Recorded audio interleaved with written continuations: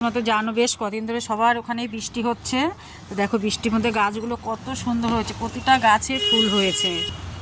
তো ফুল দেখো গাছগুলো কত সুন্দর হয়েছে। আজকে কথা বলতে বলতে বৃষ্টিও নেমে গেছে, ঘরে চলে এলাম।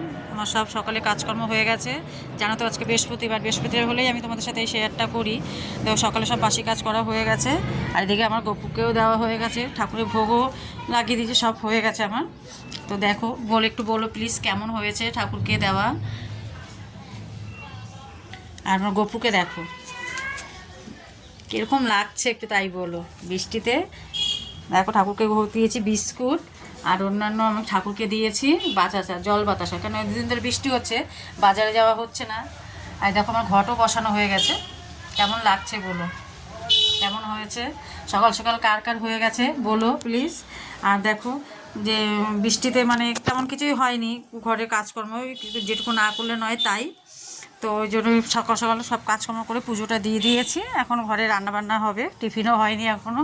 কেন আজকে প্রচণ্ড বেলা থেকেও ঘুম থেকে উঠেছি, 8টার পরে ঘুম থেকে উঠেছি। তার জন্য আগে কী করেছি, সব ঘরের কাজকর্ম সেরে রান্নার দিকে না গিয়ে আগে ঠাকুরকে দিয়ে দিয়েছি।